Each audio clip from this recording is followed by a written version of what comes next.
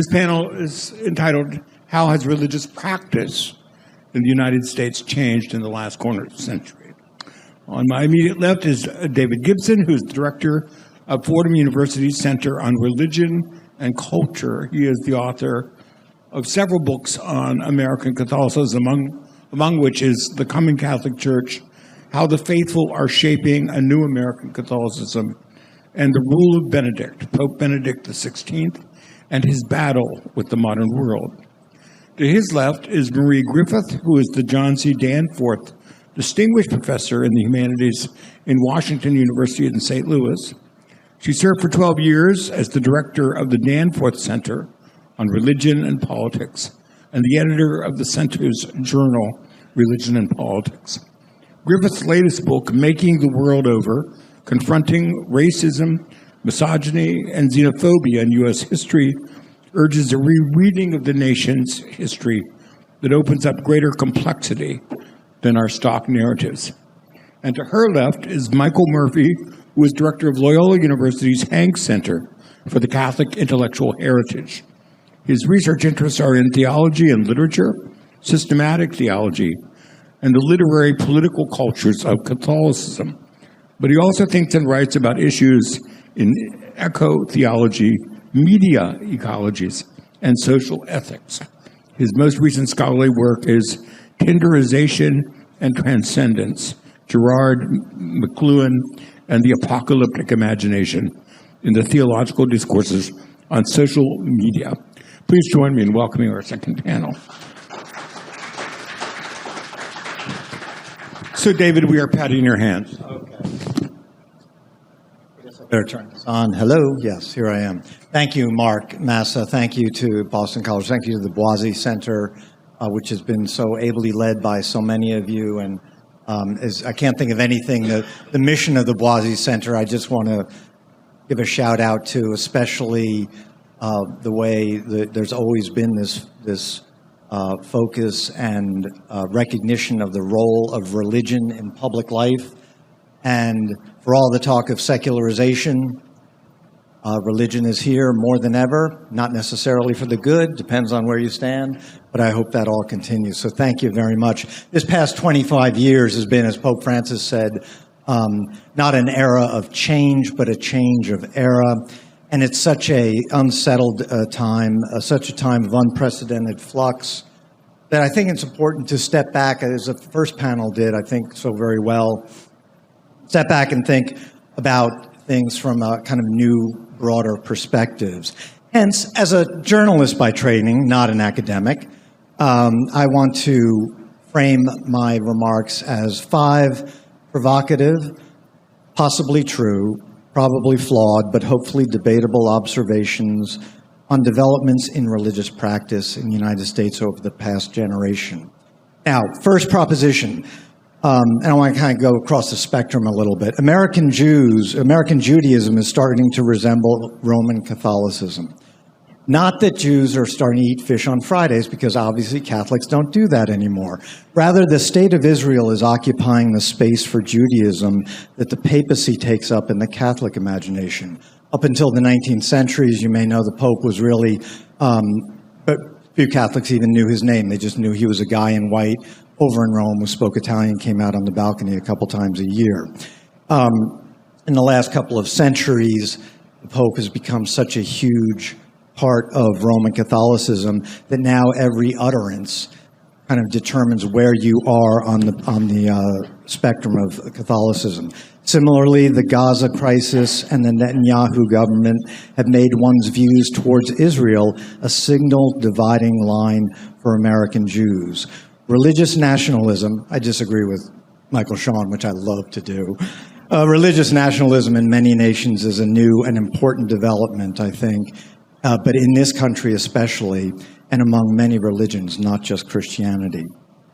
Proposition number 2, Roman Catholics are more like evangelical Protestants. What began 30 years ago as a conservative project called Catholics and Evangelicals Together is now basically Evangelicals, Inc. Catholicism in its public manifestation and its private behavior has been taken over by the language and culture of big evangelicalism. And it happened just as evangelicalism sold out to MAGA Christianity. If you listen to Catholic politicians today, their language is indistinguishable from that of evangelicals, and I'm happy to talk about that more. I read Ron DeSantis's campaign biography so that you don't have to.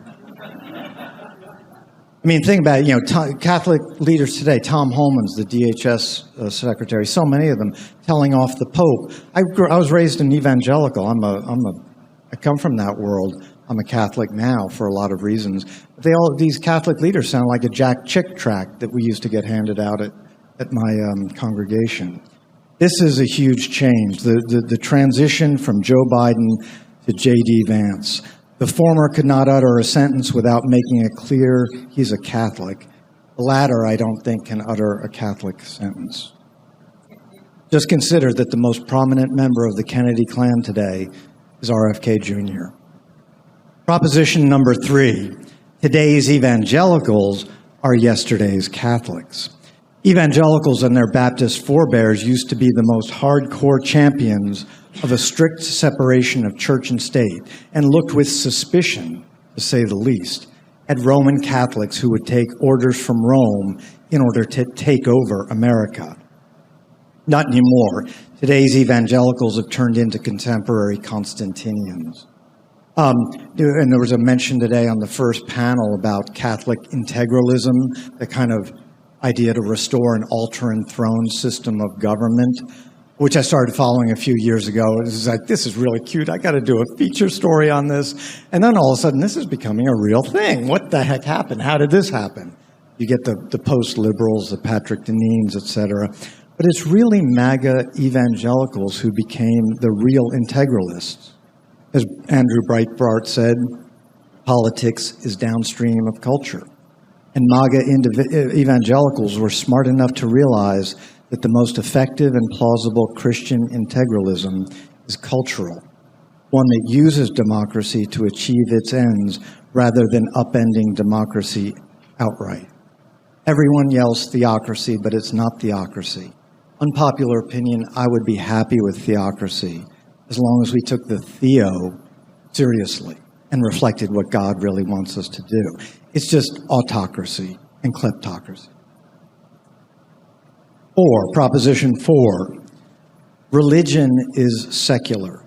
And I think a number of our panelists, speakers earlier spoke about this, but when we call people religious today, we are most likely talking about their own self-description, whether they worship weekly, what they believe, other measurable behaviors.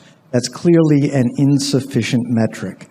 Politics shapes one's religion as never before, and religion is a much more of a conservative project, and just as conservatism has taken a Trumpy turn. As others said, to be religious today is to be conservative. To be religious is to be a Republican. But those are the same people who look more to Project 2025 than to Matthew 25.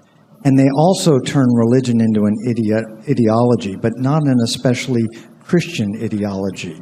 It's what Pope Francis called spiritual worldliness, citing Henry de Lubac. It's spiritual worldliness on steroids. The thing is, again, empathy is seen as a vice, vulgarity is a virtue. The problem is that many religious people like that. As Russell Moore famously said in October 2016, Russell Moore, Southern Baptist leader, the religious right turns out to be the people the religious right warned us about. And finally, Proposition 5, secularists are moralists. As a consequence of Proposition 4, the secular is routinely held out as the opposite and usually the enemy of religion. But the secular has become the locus of moral activism as religion has become secularized. The religious left has left. You can argue that they were chased at. The God gap is a chasm. but the moral sense has remained, a passion for justice that is biblical in its manifestations, if not in its motivations. The problem is that without the tradition and community that a religion provides, morality quickly degrades into moralism and neo-Puritanism. Righteousness can too easily become self-righteousness, justice without mercy. That impulse is, I would argue, closer to the gospel, their impulse, the woke, unaffiliated, but the import is that they wind up sounding like someone from the crucible. Bottom line, the dynamics and identities that had marked religious practice in the United States for so long, the dynamics and identities that had made American religious life somewhat predictable and comprehensible, even through various social and demographic upheavals, they're changing in fundamental ways. What comes next is anybody's guess. Thank you, David. Marie Griffith. Yes, thank you so much. Also want to thank Mark and Susie and Maddie and everyone for inviting me. I first came to Boisi under Alan Wolfe many, many years ago. I've been here several times and always really love it. So I'm honored to be here to celebrate the 25th anniversary. I'm also happy to be, I think, the token Protestant on the two panels this afternoon. So I figured what I would do really would be to talk about Protestantism a little bit more in depth, and this goes with things that were said at the first panel, and a little bit also actually what David said. And it comes from really 30 years now of active scholarship on Christianity in the 20th and 21st century. In my work over and over in different ways, I've come to understand how Christianity, and particularly evangelical Protestantism, has come to look the way it does now, and to look so different from what I would say was the Jimmy Carter-style evangelicalism of my upbringing. I didn't grow up with Jack Chick tracts. I didn't know what those were till I was a grown-up. But I grew up with the Jimmy Carter kind of style of Christianity that was really squeezed out of Southern Baptists along the way. So I, too, want to make just 5 points for discussion of what I guess I would say are intensifications and retrenchments of patterns, more than just simple change over 25 years, but ones that are enormously consequential for both religion and politics as we see it today. The first thing I'm going to point to is what I've come to think of as a monarchical model of impenetrable clerical authority and power in Protestant culture. Now, some years ago, I started a project on clergy sexual abuse, and I was part of a group of scholars that Jim O'Toole was part of, Terry McKiernan, and others here. And I remember telling, I think, Terry once that we were talking about clericalism. And I said, well, you know, the big difference between Catholic and Protestant models of the ministry is that Protestants aren't taught that our ministers are set above and apart ordinary mortals. Well, boy, was I wrong. And I see it very, very differently now.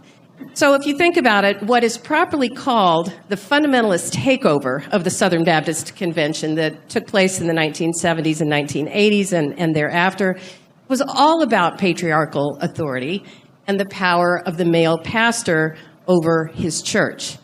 Southern Seminary President Al Mohler has frequently described Southern Baptist in particular, but also evangelicalism more broadly, as a pulpit-driven movement focused on preaching and acquiescent obedience from the flocks. That couldn't be more different than the world I grew up in again. You see these mega churches, independent congregations that have grown so much over the past really 30, 40 years. They're following a Southern Baptist model in all kinds of ways, including leadership. The church splinterings, new church plants that we see happening. I think a cynic might suggest that these typically occur when more junior pastoral leaders want something power-driven of their own, a pulpit-driven power of their own. In a lot of these congregations, there's tremendous financial secrecy. There is no transparency when it comes to salaries or budget. You see this repeatedly in the scandals affecting churches such as Hillsong, leaders like Carl Lentz. Sex and financial scandals often go together. We see that over and over again. We see tightly ordered hierarchies in these congregations and a complete autonomy of pastoral decision-making. And it goes along, interestingly enough, and you've all seen this, with the kind of corporate tech bro Silicon Valley demeanor, the sort of all shucks attire for pastors that's really masking the power that's there underneath. This goes along with the reduction of leadership roles for women, although rewards for obedient church secretaries. I'm going to get back to women in a minute here. But there's really distinct but overlapping assumptions, I think, in so many swaths of evangelical culture today of clerical infallibility, that the pastor's always right, clerical cronyism, where pastors are going to gather together and protect each other, band together against any dangers out there, and frankly, clerical immunity from the laws governing mere mortals.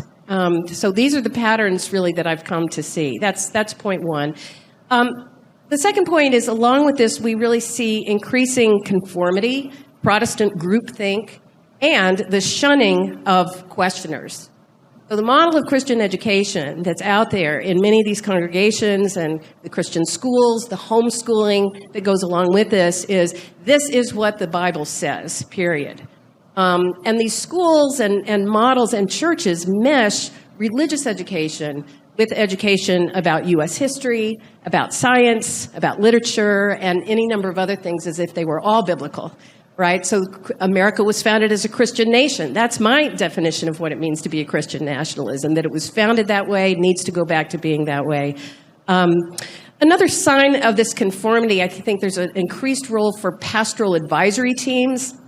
I've done about 130 interviews now with survivors of clerical abuse across Catholic and evangelical worlds, and I've seen increasingly de-emphasis on elder boards, official elder boards, and much more informal structures where pastors bring groups of advisors around them whom they trust and who become gatekeepers for these pastors to do what they want. And people have told me how they're expected in these pastoral advisory team meetings just to say, "Oh, we're so blessed, to have you as our pastor," that every single meeting is just like that over and over again. One interviewee said to me, "As an adult, I've never felt, maybe even as a child, more unspoken social pressure to fall into line." So this is reinforced by the worship styles in these congregations. There's this kind of hypnotic music, sort of coercion of scripted emotion. I'm happy to say more about this. When I studied Women's Aglow in the 90s, this was still marginal in Protestant circles, and that is no longer true.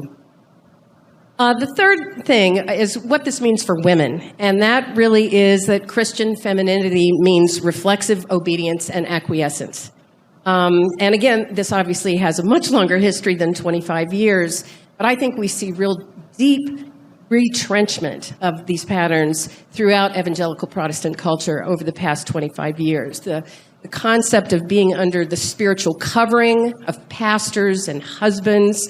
There's a whole culture, which Kim referenced earlier, of disciplining wives, not allowing women to vote, of spanking. So in the fundamentalist Baptist cultures, this is really widespread, and other kinds of disciplines. There's a lot to say about church secretaries, which I would love to talk about more. Public berating of women who disagree or speak out, particularly if they come forward as survivors of some kind of abuse. And that's not just men punishing women. It's women's coercive control over other women in these settings as well. Just really extreme measures there. Or I just want to point out what this means for children. It's just extreme discipline, isolation, fear of punishment. In the homeschooling, Christian schools, Christian colleges, often people are really completely isolated in these worlds and don't know anyone of any other even version of Christianity, much less other religions. This gets exacerbated, of course, by social media algorithms reinforcing these views. And it goes along also, I think, with children are being steeped in the assumption that good power must be obeyed and bad power must be violently fought and overcome. And all of this is having resonances in what we see in the politics of that world.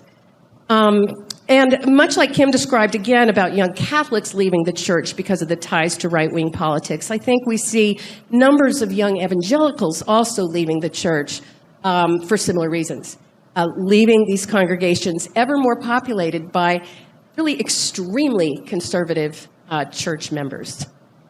And the fifth and last point I want to make is the fact that there's really no or very little viable Protestant religious alternative to this ascendant form of Protestantism is very worrying to me.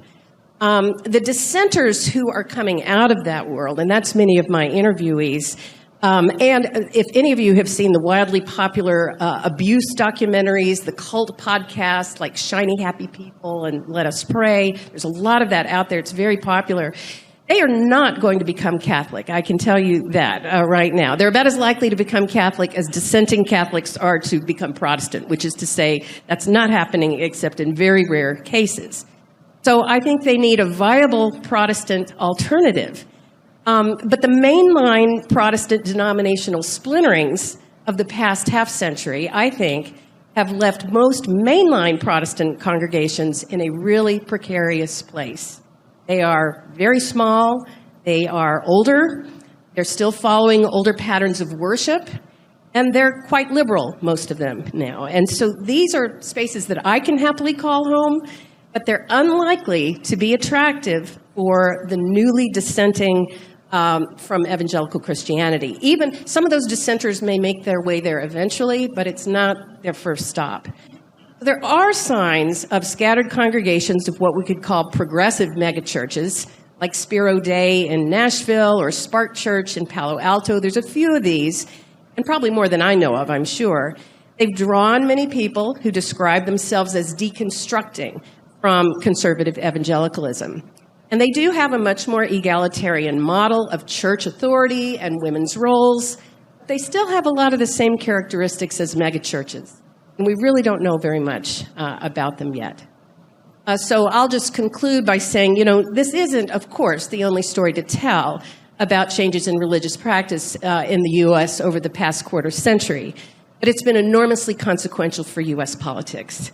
And I'm not the only scholar who has suggested that the hijacking by Republicans through gerrymandering and other practices of our democratic process was really modeled after the fundamentalist takeover of the Southern Baptist Convention and all that's come since.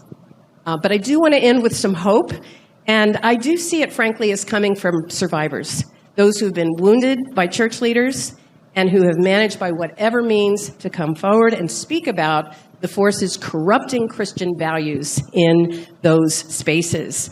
Much like in Catholic circles, the Protestant survivor movement is strong and growing and increasingly visible in Protestant circles. And I do think it's they, along with their allies and supporters, who I think may provide a better path and future for Protestants in the U.S. Thank you, Marie. Murph. Hello. Please hold your applause. Thank you. It's a delight to be with you, Marie and David, and with you, Father Massa, on the occasion of the 25th anniversary of the Boisi Center. And, centers are nimble. They do particular things in our culture, and they're newer in the academies, and Boisi is really kind of a flagship center. And so I'm at the Hank Center. We're celebrating 20 years this year, and we've learned a lot from the Boisi Center. Its directors, its work, and so an additional layer upon layer honor to be here in that sense. So, how has religious practice changed during the past quarter century? We've had 5 good takes. Is there anything left to talk about? Of course there is. But you're going to hear some rhyming, and we can go deeper. We can, there are like, it's almost like HTML language where you want to click on something and go a little deeper. We can do some of that in our Q&A and comment. So I have 4 points. I think I might go down to 3 because to keep it Catholic. And I'm just joking, but no, I think I'll do 3. So the first I want to say, what I really noticed, especially in the classroom and then culturally, is that we've gone from a lot of folks who would claim they're spiritual but not religious. We've kind of taken the cloak back, and we find that they're probably more religious than spiritual. And I'll say why that is. You have this kind of corollary or setting or premise, or a lot of the seedbed of today was identified by Robert Bella from Berkeley in his famous book, Habits of the Heart. Anybody read that one? And yeah, right. So you really had this kind of like distillation and study of maybe private religion, the kind of exalted self, and it was formed in something called Sheilaism, that everybody has their own, like I have a Murphism, my own religion. And, so people would say they're spiritual but not religious, and they practice a kind of hodgepodge, smorgasbord of beliefs. That kind of morphed into, we've heard this book referred to more than once today, Bowling Alone by Putnam. I think that's the year 2000. That sounds right to me. But you have Putnam noticing and decrying and lamenting the passing of these intermediate institutions, like the Elks Lodge and the Betty Crocker Club. It sounds so 1950s, but it's more than that. But these places where people would meet in between work and, a third. There wasn't a third place to go. Work, home, what's in between that? And so people began to start bowling alone. So spiritual but not religious becomes an expression of, in one sense, classic American individuality. It doesn't surprise us. We're all kind of individual. And it really is that kind of maybe tension between white Anglo-Saxon Protestant rehearsals and narratives of a certain historical past coming into conflict with Catholics and their more corporate body of Christ motivations and characterizations, and then that might open the door for more of a plural culture. The Catholic culture was way inherently more plural in some ways. You can argue that. But what we see is with so many kind of Sheilaists in America, you would expect, if you're all following your own conscience and there's a robust personal religion, you would expect a kind of diversity of spiritual concern in the public square, and we don't really get that. We don't have a lot of activity in the public square that's fired by religious imagination. A lot of folks believe pretty much the same thing. If you're like when Michael Shawn's talking about, the kind of bourgeois, the Catholics who come here, I'm Irish Italian, and you forget your labor past one generation away, don't you? You have amnesia since you shuttled up from position A, working class, blue collar. When you're in position B, position A goes away somehow, right? And that's not right. But what we find out is we don't have a lot of vibrancy of plurality or care for the other or all the things that made us uniquely Christian in the gospel sense. We have instead kind of a Lululemon religion. Why is this? Well, neoliberalism, of course. And so that's what really exposes, I think, with Bella to Putnam to today. We have a religion. We are more religious than spiritual. And the religion is late modern, liberal media consumerism. That's the religion. And so we think about that. What is religion? Well, religare is do the root game, right? Religare, a ligament. Religion is the binding set of actions. The question is, to what God are these actions ordered? We're not ordered to the God of the gospel. We're ordered to the God of Mammon or Moloch, depending on your theological knowledge or preference. So that's my first point. We have a kind of religion, but religion in the formal sense, the historical sense, has an identity crisis. Catholics in this country have a reckoning to make. I'm sure Jews do as well, all kinds. So we really are at a change of epochs. And that's the first thing I noticed. The second one is related, and that comes out of some things that have been discussed just on these panels. American Christianity prefers, even Catholics do, prosperity gospel to the good news of Jesus. Now, if you do your little idea mapping or techno search of terms in the Bible, you'll find the poor mentioned very often. In the New Testament, Jesus mentions the poor more than anything else, I think, in Scripture, in his gospel, in his public life, caring for the poor, marginalized, those on the peripheries, those who are forgotten. We have forgotten this.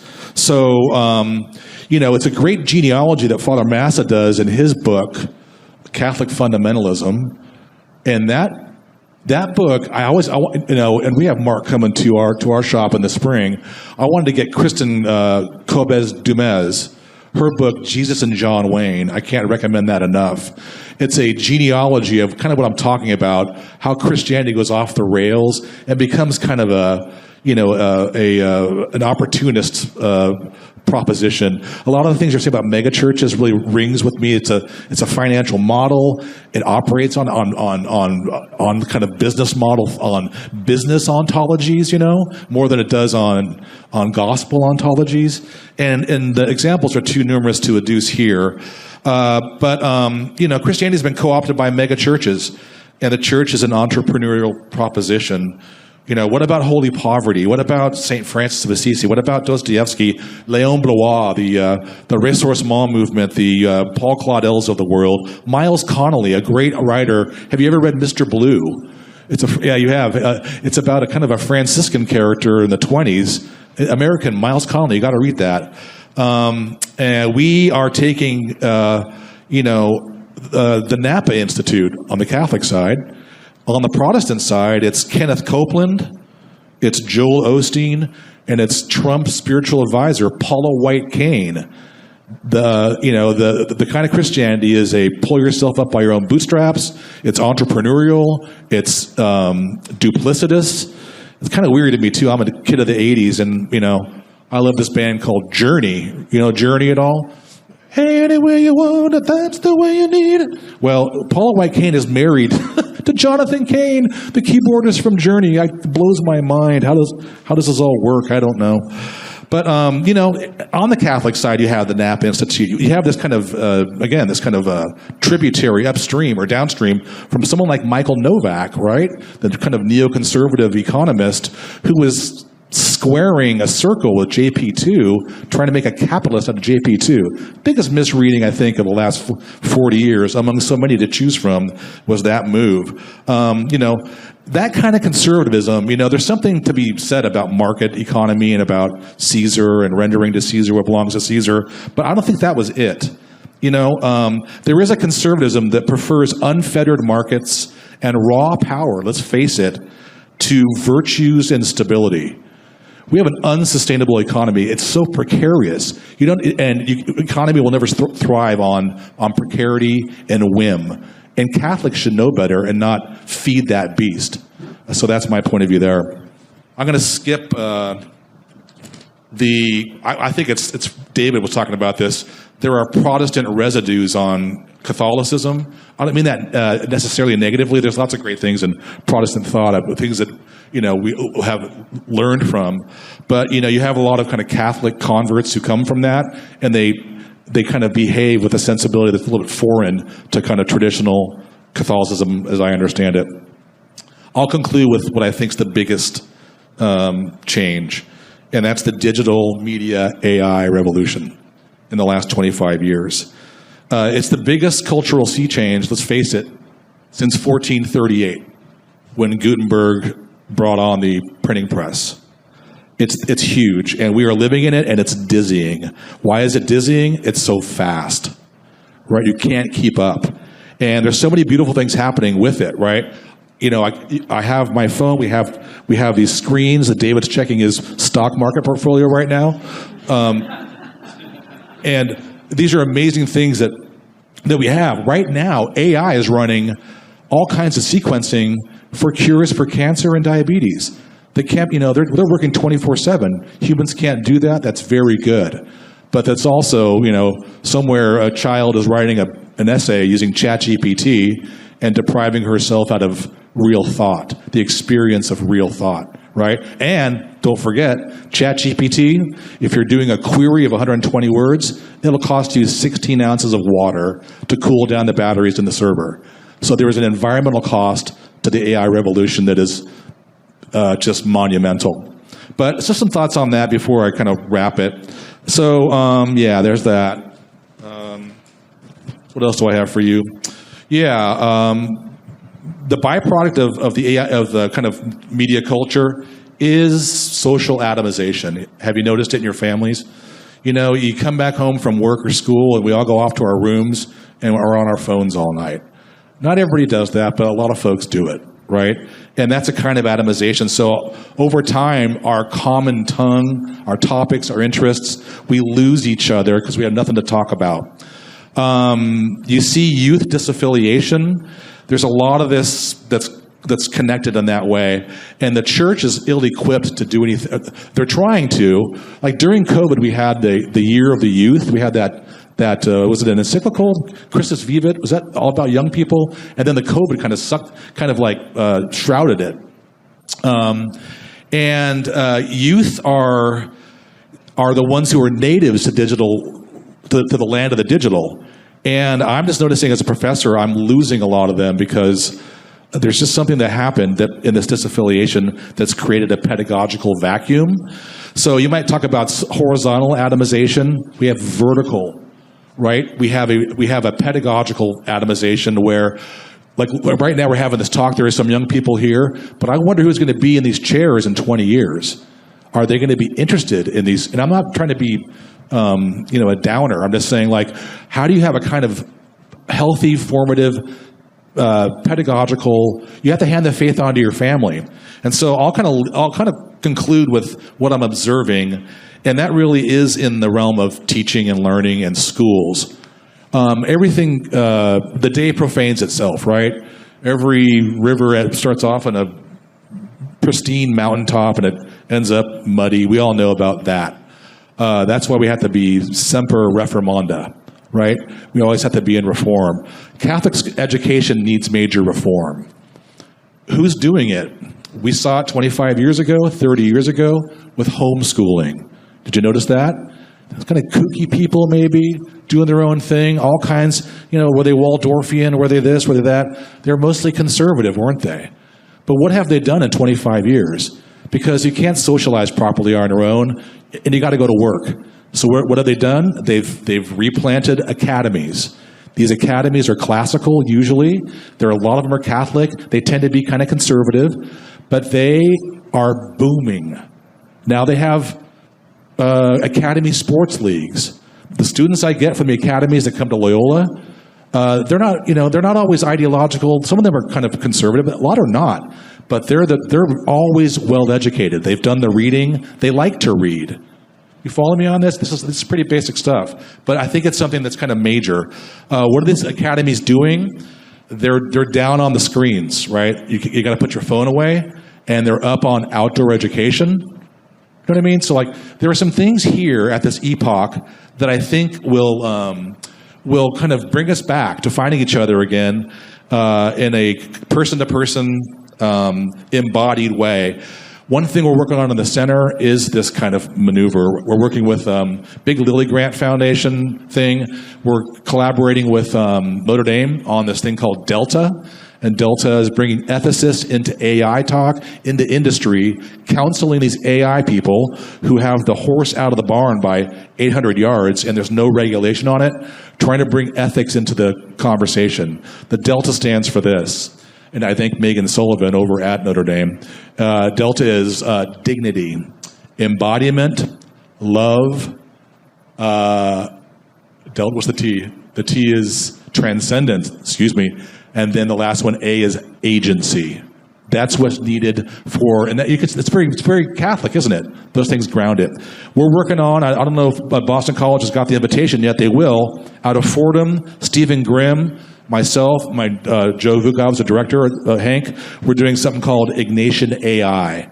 We're bringing Jesuit, the height, I think, of Christian humanism is the Ignatian humanism. We're bringing that language into AI speak, into larger industry, the academy, everywhere who will hear us, that's what we're doing. So, we have a lot more to offer in this next 25 years, but it's been a busy 25 prior to that, and thanks for your good attention. Thank you, Mark. I want to take one phrase that each of you offered that really many things that you said caught my attention, but I want to take one phrase and have you comment on it. One phrase is religion is secular. Another phrase is authoritarian religion that shuns questioning. Another one is students are more religious than spiritual. So would you want to comment on each other's?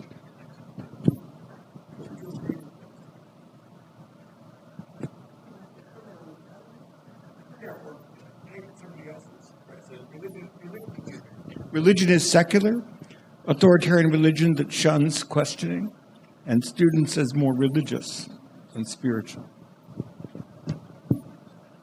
The students as more religious than spiritual.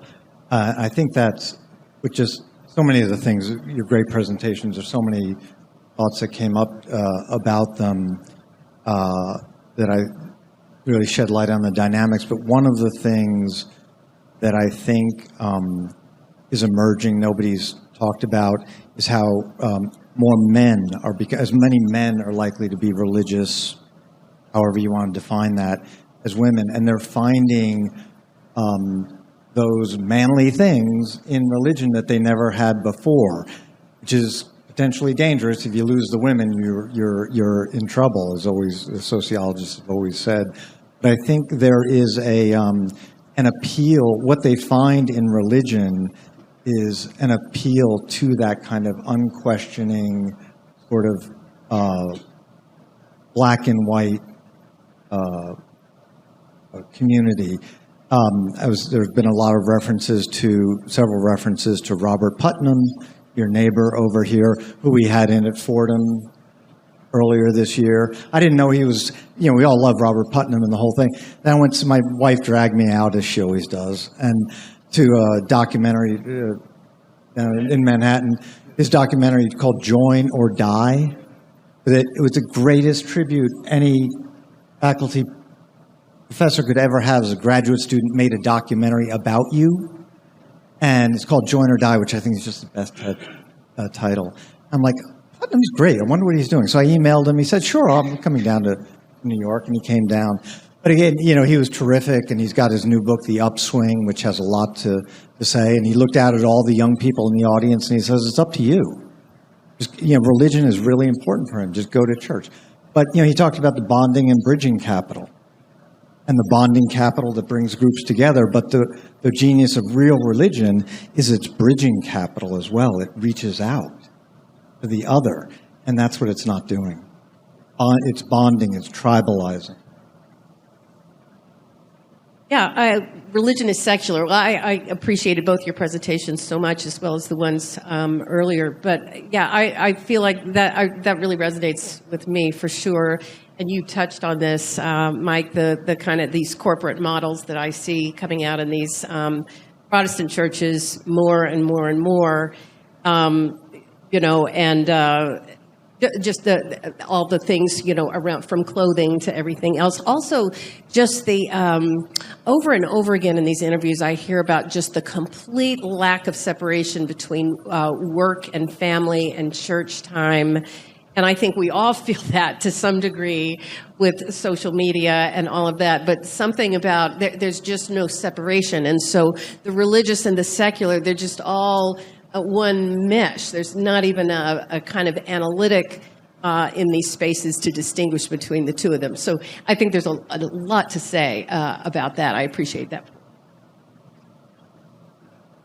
Yeah, I wonder if the authority one, I'm not sure if I can speak to that, but I don't know. I'd love to have the crowd kind of help with this too, anybody who has a thought. So Loyola is 72% women. And your face, thank you, you're like, woo, that's a lot, huh? Yeah, so, okay. And, I'm a male, and males have had, who look like me have had a lot of attention last hundreds of years, right? And I have daughters, and I want them to have agency and power and self-knowledge and humility and beauty and everything. I want everything for them. But I'm really worried about the young men, to be honest with you. And so what I'm seeing is, and I don't know if it all set up like a perfect storm or something, and maybe it gets into the technology, and maybe males are visual, all these kind of gender stereotypes, and they want to go off alone and be private, do gaming and stuff like that. And is that good for socialization? And I don't know. But what I do see is a crisis with young men now. David, are they attracted for a retrieval of power to the old Catholic way? To be like that. Here's your power, young man. This is where you're gonna find yourself again in these structures. So I'll leave it there. Any thoughts on that from anybody? Father Massa? We've talked a lot here at BC. Traditionally, since we started keeping records, I think the first religious census was 1850 in the United States. And from the first, traditionally, there has always been more women than men who were church members. And what we've noticed here is many more young men are coming to religious services and taking part in things like confession than young women. So there's been sort of a gendered switch. And Marie is in a better position than I to answer this, whether this is a Catholic thing or a Protestant thing. But the young men suddenly seem much more interested in institutional religion than the young women, which I think represents something new. And there's much speculation about what is going on there. Look at the Charlie Kirk phenomenon. I was actually going to say the same thing. The kind of the attraction of men, I see that across these Protestant circles that I'm talking about. It's funny because in a class just yesterday, I taught Ann Browdy's article, that chapter, Women's History is American Religious History from, now it's over 20 years old.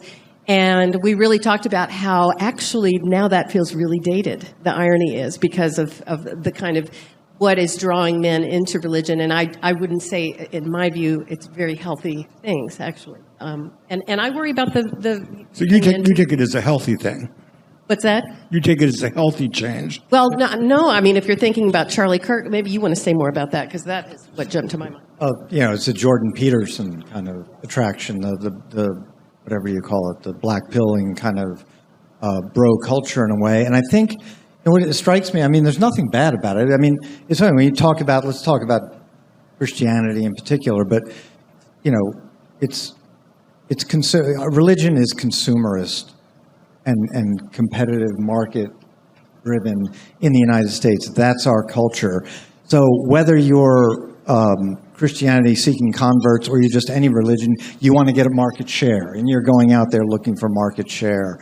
The problem is, I think, and conversion is a fascinating phenomenon in the Catholic Church and across the board. But they're drawn to something that they're drawn to a church or a tradition. But what they're drawn to in that church and that tradition is not what the actual church and the tradition is. And there are two options. When you get there, you become very disaffected and you lead the schism. All these converts, Catholic converts, blasting Pope Francis and saying he's a heretic, and you've been Catholic for 3.5 minutes. And you're sort of wondering, what's going on. It's because, and I feel for them, what they converted into is actually not the Catholic Church, not this global church, not this 2,000-year-old tradition. And you either do that, you either leave disaffected and go someplace else, do the Rod Dreher kind of move from Methodism to Catholicism to Orthodoxy to Hungary. And if Orban loses and next year, who knows where he's going to go next. But or you stay and you tear it, you reshape it. In your own image. In your own image. I just want to add there kind of quickly, but Cardinal Joe Tobin at a homily I was at maybe a couple years ago, he said every bearded bro with a laptop and a strong internet connection thinks he's Cyril of Alexandria or Cyril of Jerusalem. And it's to your point, right? It's like, you're all of a sudden you're going to out-Catholic the Pope. Because for whatever reason, but it is a sense. It's such brass to do that. I think it's problematic. Yeah, I think the phrase that the version of that, Mike, that my friend Kathy Caveney has is anybody with a copy of the Catechism, an internet connection, and a badass attitude is now infallible. And you see this, you go online. My last book, Catholic Fundamentalism, I'm being denounced. I mean, every morning I go on and see who's denounced me. And I must say I have to watch myself because I get a certain dark energy from all that. So it's like, but it's kind of like, well, who does he think he is? You know, I'm going after some of these people who claim to be Catholic, who don't really understand what the tradition is about. And my suspicion is the same thing is true as happening among Protestants as well. That people who are actually educated in the faith are gone after and witness to real parts of the tradition are being gone after on social media by people who, as you say, you know, they've been Presbyterians for 3.5 minutes, and now they're experts on this. And that's the dark side of the social media problem, that it goes everywhere now. The upside of it is, your discussion made me think of this wonderful meme on Twitter, now X. Every lifelong Catholic I've ever met is like, I think we're supposed to give this food to the poor people. And every adult convert is like, the Archon of Constantinople's epistle on the Pentecostine rites of the Eucharist clearly states that women shouldn't have driver's licenses. It's good, and it gets at something. These converts so often get buried into the minutia of these things, and cradle Catholics are like, I've never even heard of that, but I do know you're supposed to go get that hungry person a meal. And those are the things. That's the culture. You're into culture. So I'm just going to go there. So, like, you know, that's I don't know, some Harvard business professor. Pardon me for being imprecise, but I think Michael Shawn said it about a version that culture eats strategy for breakfast. And so the kind of battle here, or the culture, is the kind of Catholic culture that's so deeply ingrained that understands maybe just how things are done. And that might even be kind of exclusive if I think about it, versus, you know, proof texting everything. And I like the culture better somehow than the proof texting. At least Catholics have an intellectual culture, an intellectual history. I mean, I think what I see on the Protestant side is, you know, there's the Bible in whatever translation you choose, and there are plenty. You can take your pick. And then whatever particular writers of today you want to follow, right? And so that splintering. And so, you know, I wish they would quote documents like you're describing, right or wrong, but there's no sense of history. There's no sense of Protestantism having come out of Catholicism. I mean, there's no sense of history or intellectual tradition at all. And so to me, the danger there is this stuff is just basically, you know, stuff's just getting made up. Really, and people are in the pews and kind of hearing all that and just accepting it. I mean, I think the Charlie Kirk thing it's become an object of, but Charlie Kirk is a Rorschach test, and you read him as being whatever your particular religious faith is, and what witness you want to give to that religious faith. And that is, my sense is that has always been the case. I mean, we all project onto screens what our own beliefs are.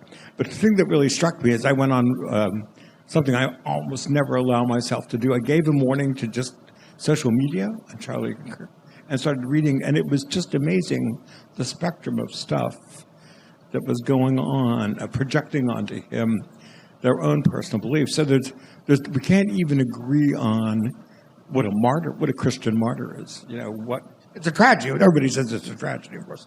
But to me, it was a very scary moment that social media has brought us in terms of religious practice. Some of my colleagues in the theology department no longer allow students to come in with laptops or no social media. That all note-taking has to be by hand with pen or pencil on pads, and you can't have access to things.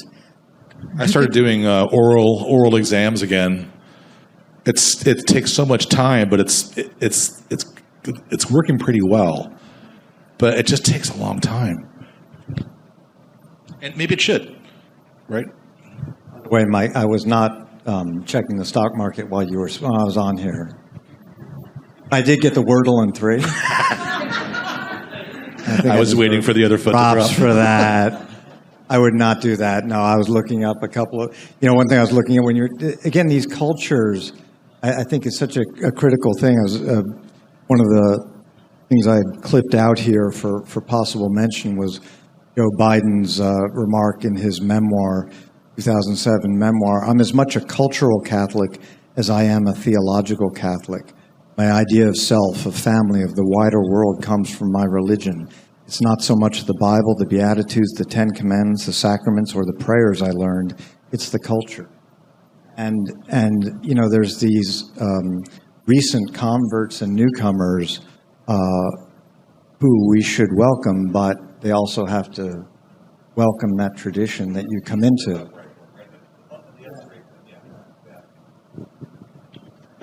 Questions? Do you have any questions? Eric. Thanks so much. A couple of you mentioned this, and maybe Marie, you could start. But I'm really interested in digging a little deeper into this sensationalist response progressives have had to the idea that empathy is weakness. That we've heard, a few folks make some hay online about that, and a book came out about it and things. But I wonder if you imagine that to be really a feeling, a movement, because I also have some sense that supporters of, say, the current administration's deportation policies have a sense that maybe it's gone too far. They're not being nice enough, but they support the general principle. And there's like that margin of support that there's like that there is like some remnant of concern about empathy out there among those who support the president's actions in general, and that maybe the handful of people attacking empathy as a vice, or misplaced empathy as a vice, I should say, is an attempt to prevent that last sliver of opposition. But I'm a little suspicious that it's a tiny group of people who are actually promoting this idea that a lot of us who spend our days trying to encourage and teach empathy and model empathy are outraged about, but it actually there isn't really some depth behind it. Can you guys speak to that? A couple of you mentioned it, but maybe Maria, I thought maybe you might want to start. Happy to. I'm going to really depress you with my answer, though, Eric. I'm so sorry. I mean, I think it's been happening for a while. I think it's older than 25 years. I think, again, taking the Southern Baptist example, which is the historical example I know best, there's just this very strong sense in those circles of this is a war. We are at war, and niceness is a problem that we like. And so they define. I think they've watered down what empathy is, and they would say, there's tremendous empathy within the community. So when something happens to a person in that community, I mean, the outpouring of love and care and financial resources in every conceivable way, it's very powerful, right? That's what's attractive to people in part about those communities. There's tremendous empathy for those who have towed the line and are really a part of it. There's just this very, very high wall, and I think just a very strong sense that empathy is a weakness. Niceness is a weakness, and you can't, you're going to lose if you're too nice to your enemies. They're pretending to be nice to you, and they're going to stab you in the back.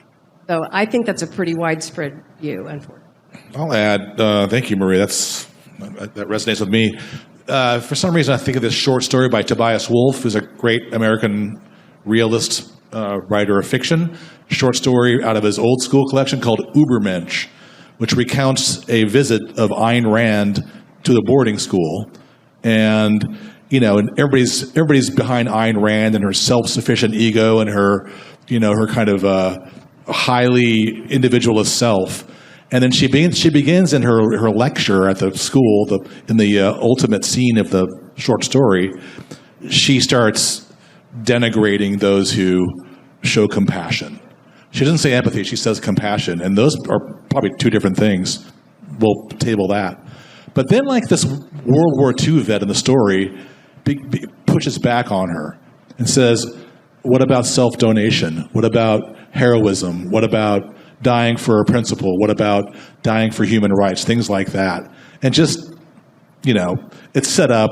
Wolf writes the story, but that's the ground on which he engages. I will say this. I have a friend who's a professor of psychology at USF. She thinks empathy is a illusion. It's a story we tell ourselves to make ourselves feel better. I don't know about that. I'm not going to weigh in. But I do think there's something different about compassion and empathy, just as an observation. Well, I like to tell people, as a religion journalist, I wrote about the future of an illusion, because Freud called it an illusion.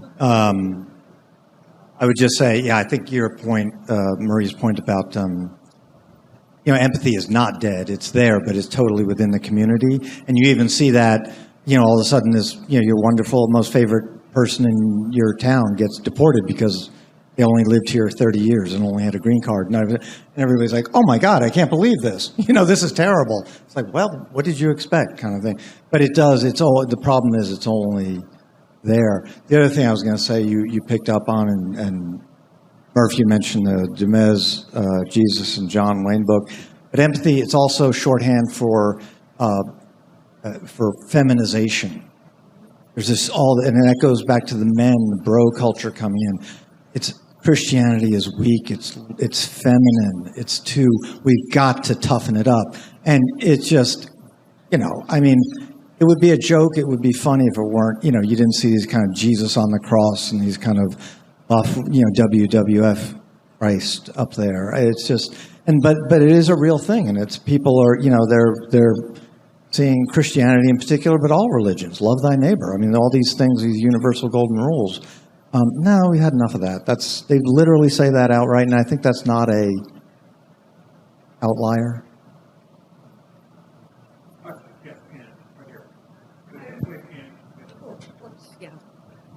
Is this on? Yes. I really enjoyed all of the presentations, and while I've had a question which I've never been able to ask for myself is, how is Donald Trump considered to be Christian? And he's held up by the evangelical community or the MAGA community, which is more than just the evangelical community. He's held up as a Christian.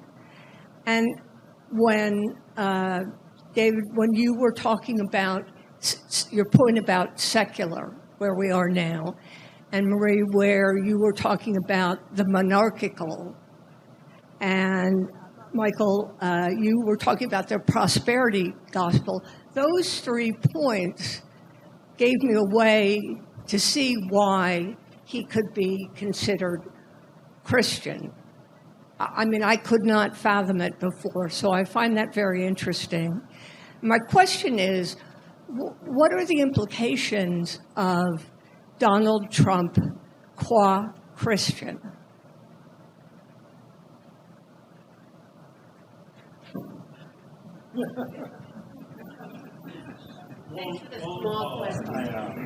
No, it's a great. I'm not going to answer, but I just want to thank you. That's a needed question. I know that we'll have something to say. I think people just Christianity has become, which I think several speakers touched on. Michael Sean, I think it's become church going. We're affluent. We want to go to a place that agrees with us. We're all siloed. We want religion, and Christianity is something that does not challenge us. It makes us feel comfortable. Unfortunately, we're already comfortable. Christianity should be a sanctuary for the afflicted, but it's a comfortable space for those who are already comfortable. And we want it to be what we want it to be. And so that's where we go. That's where we find, and we can make a justification for anything now. So we can it turns out that Donald Trump, we can, look at the different iterations that he's gone through. King David, King Cyrus, whatever, it's like different. It's like, oh, I think he's this, religious figure in the Bible. We can rationalize everything. And all of us do. All of us do. It's absolutely true.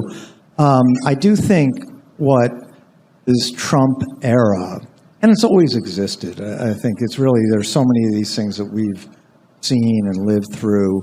But what's unique about the Trump era is I think that first he proved definitively the Augustine doctrine of original sin. I think it's undeniable now. But I think basically he gave license to us to be our worst selves. Rochefoucauld said that hypocrisy is the tribute that vice pays to virtue. We're actually not hypocrites now. We don't care. We don't care about even trying to appear like Caesar's wife. We don't care about trying to appear virtuous. We love this. We love this kind of out there, vulgar, in your face, where the Catholic convert vice president calls people dipshits on X. And everybody thinks that's so great. That's the thing. He's given license for us to be our worst selves. And so we're happy to rationalize that. I agree with all of that. But also, I think we should draw a distinction between the way that Trump was seen by Christians in 2016 and the way he came to be seen later. Because you remember, Trump was not originally the evangelicals' candidate, right? They were interested in other candidates first. It took a while for some of them. And then Jerry Falwell Jr. was, I think, the first to jump in. And then eventually they all jumped in. But back then, when journalists or whomever would ask them this question, they would say, well, God has mysterious ways. We know Donald Trump has done all these terrible things, and yet God has chosen him, and that's good enough for us. We don't know why. And that has completely changed now to what you're describing, David, and, to where really it is a kind of warping, if I can say, really of what the Christian message is. Now, interestingly, so one thing that I found interesting about interviewing survivors is that the survivors are all in that Trumpy world. They came out of that, and something about that experience of being a survivor, not believed by your church, being hurt by that, scales fall from their eyes. And they now see, none of them are Trump supporters, but they're in families and communities, many of them still, where they are. But they can talk to me very articulately about that. But one thing they say is that the messages they hear from the pulpit are still pretty standard evangelical stuff about behaving. Again, empathy within the community. So it's not as though pastors are standing up there preaching Trumpy messages week after week. Sometimes they might be. But a lot of it is still the older evangelical fire and brimstone, but somehow that's married to, what you just described as the kind of way of being in the world. So it's it's a vast shift, I would say. Let me offer an alternative narrative. I would argue that Mr. Trump learned his catechism well because he met his first wife, Marla Maples, at the Marble Collegiate Church, whose pastor was Norman Vincent Peale. And Norman Vincent Peale, of course, wrote a book called The Power of Positive Thinking. And he was part of a movement in my field in American religion called Mind Cure. Yeah. And the person who wrote the smartest book about it called Mind Cure, the Bible of American Auto-Hypnotism. Yeah. So what he said is, Norman Vincent Peale used to preach Sunday after Sunday after Sunday, and he was also, I believe, and Maria maybe knows, can confirm, he was also Richard Nixon's pastor. And Marble Collegiate Church is on the corner of 29th and Broadway in New York. He said, God wants you to be happy, and God wants you to be rich. That is the gospel that he heard Sunday after Sunday after Sunday. So Donald Trump, the Christian, didn't make that up. He got that from somebody who was a validly ordained minister of the Reformed Church in America. So that's not something he made up out of whole cloth. So all of that comes. There's a distinct strand of that, an old strand of that. In American religion that goes way back, long before. You've given the foundational, which probably even precedes Peale, but the foundational kind of figure for prosperity gospel. The political part, this goes back to Bush, maybe, and those neoconservatives of the Bush 43, George W. Like, there was all these neocons who wanted to have a healthy propping up of Israel for the millennialist theological reasons, right? And I think that is part of this thing, too, politically, because Trump's very friendly to a Zionist approach to, government. If I could just say, I think what that this thread about the prosperity gospel in America, I think is such an important one. What Someone said Mother Teresa was about the sanctification of failure, which is what you could basically say is Christianity. American Christians love success. We want to succeed. And especially evangelicals, fundamentalists coming out of that post-Scopes trial hangover and that seclusion, they love success. They have a taste for power. They wanted it. They'll rationalize it. We all want that. And I think it just goes to the kind of that, Mark, you mentioned Mr. Blue, the 1920s. I was Googling The Man Nobody Knows, was also from the same era, about the Barton novel about Jesus as a salesman. One of the best summaries of Christianity I ever heard was, I think, Robert Pritchard of Virginia Theological Seminary, Episcopal church historian. He said that Christianity was born in the Middle East as a religion, went to Greece and became a philosophy, traveled to Rome and became a legal code, spread throughout Europe and became a culture. And when Christianity came to America, it became big business. And I think that is really what's, we are business. It's about growth. It's about success. It's about, and we'll do anything for that success. Let me add one little thing. You mentioned Mother Teresa. I was at a Girard. I mean, I feel like this is kind of gossipy. I'm so sorry, but I don't normally do this. Usually it's just you have the text and all that. But I'll give you a little scuttlebutt here. At a conference I was at on René Girard, great thinker, but he's claimed by everybody, right? He's a conservative darling now. Girard would not like it at all. I have met the guy, and I knew him not well, but enough to know that he would not like the way he's been being treated, I think, by his apprentice, Peter Thiel, right? The great Peter Thiel, the wealthy Peter Thiel, who Girard was his professor at Stanford. So at this conference at Catholic U, Peter Thiel was giving 45 minutes on Girard, and it was interesting. He's a smart guy. But he got to this thing about Christianities, and he says, I'll tell you one thing, and he has his bodyguards next to him. I'm in the front row, and he says, I prefer the Christianity of Constantine every day of the week than that of Mother Teresa. And the whole crowd went, oh, even the ones who were kind of this audible gasps. But that gets into your power thing. Like, it really is this. Is that what's become of Christianity? Yeah, we're a Christian nation. We want to go back and recover this. It's a fear, it's loss, and we want success, and we want that power and the whole thing. I mean, it's at least the people cringed. Backward Christian soldiers. Okay, somebody in a hand. Yes, right up here.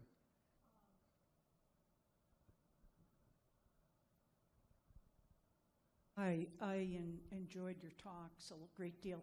I have two 36-year-olds as kids, but other than that, I don't have much contact with young people anymore, and I'm wondering, like in a theology class or philosophy class, if you listen to kind of the lies and the sound bites, like, say, Mike Johnson, the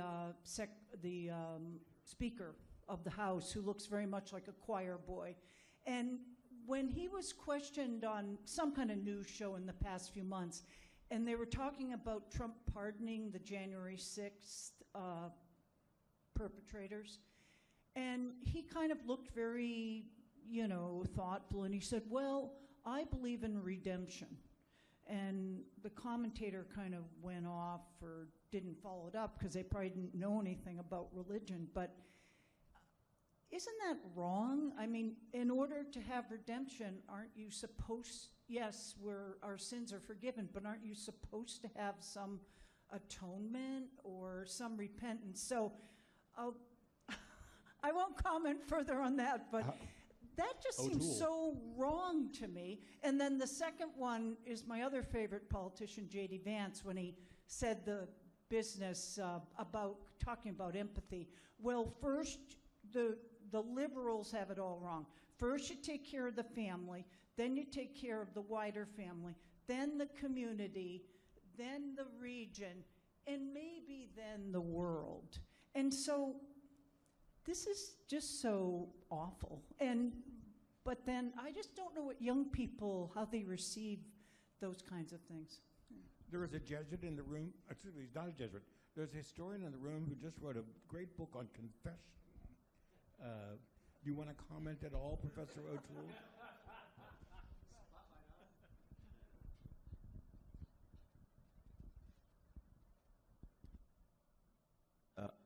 Actually, I think I don't want to comment on that. But the more general thing about Trump as Christian, I've been mystified by this too. This is someone who he did it at Charlie Kirk's funeral, and he did it in the first term. This I thought was really something. He did it at the first term at the National Prayer Breakfast. Said how he didn't believe in this forgive your enemies stuff, love your enemies. That seemed to me a pretty clear statement of belief. And yet, people who at least say that they in fact do believe in that stuff,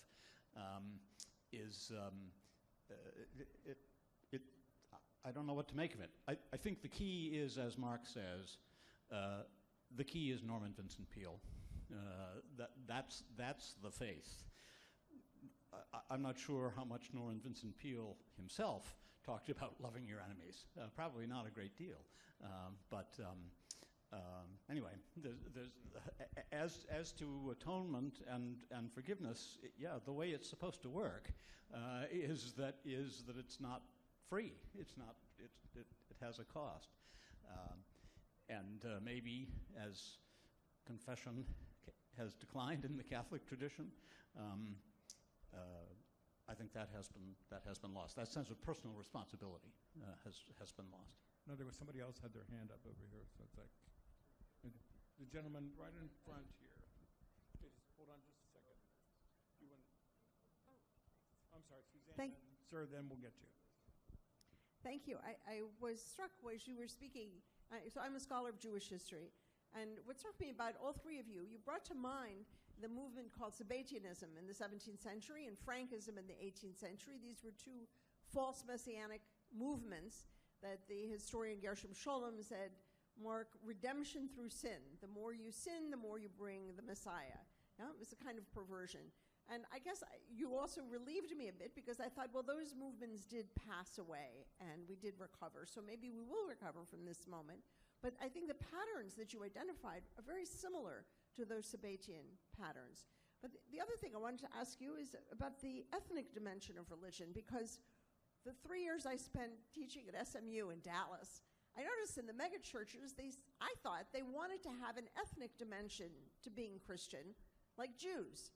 They wanted to have a kind of language and community, and yeah, but they didn't have that. Now, today, Jews are losing the ethnic dimension, in part through intermarriage, but it also seems, I'm wondering if that desire for ethnicity that was, in fact, I think, part of that kind of evangelical community, if that has died away or if there are any remnants to it. But then finally, when you're speaking, I kept thinking about where the great theologians today, you're talking about common people and so on, but if you were to go into the seminary schools of theology, et cetera, what are the great theological movements? Where are the sophisticated issues? Has everything been solved? Or what are the debates? If you do want to do something more sophisticated than the kind of, what is really kind of silly claims that contradict the Bible that are being made by these people. Just to start with that last one, Susanna, I think one thing to say that I didn't say in my presentation is that most of these churches, there's no seminary degree required to become a pastor, right?